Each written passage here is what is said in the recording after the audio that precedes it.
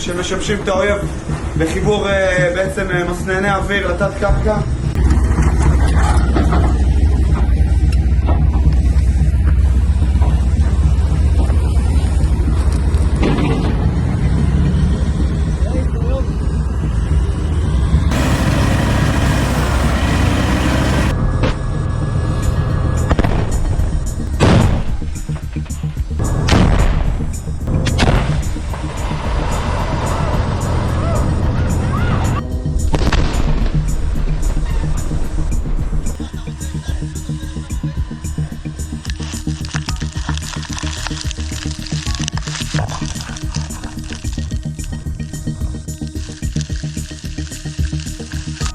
מה שאנחנו רואים כאן זה בעצם מתחם היערכות להתקפה של חמאס. אנחנו רואים כאן גם היערכות להתקפה מבחינת רקם וגם מבחינת חי"ר. יש כאן מטעני רסס, יש כאן מטעני נ"ט, יש כאן מתחם שהייה שמאפשר להם בעצם לשהות גם אם אנחנו מכירים את הבית מהאוויר.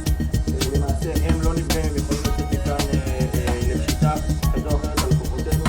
אנחנו כרגע מנקזנו את כל הבית ומטענו אותו, וברגע שנכנס מכאן אנחנו נפוצץ את כולו ולא נשאיר פה זה ולמעשה שלא לראות את הרסס כולל לא חברים, רואות של חלמות של אופנים ומערכות הפעלה חשמליות, מטולים של נ"ט, סוואז' שזה בעצם המטען קלע נגד כוחות חי"ר ונגד רקמים קלים, מוקשים שנמצאים בהמשך.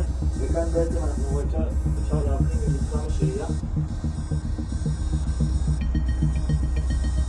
מתחם השהייה בנוי ממתחם נמוך מגובה פני הקרקע, יש לו חרך ירי לכיוון צפון, חרך ירי לכיוון מערב. יש כאן בעצם את כל מה שהמחבלים צריכים כדי לשהות בו: שתייה, ציוד ספר, תמרים שהם אוכלים, בעצם כל שאר הדברים שיכולים לאפשר להם פה משך ארוך ממה שאנחנו צפינו. רואים שהם נערכו, רואים שהם עברו פה המון תחמושת, המון כוח כדי לייצר את ההפתעה הזו, וזהו, זה שלנו.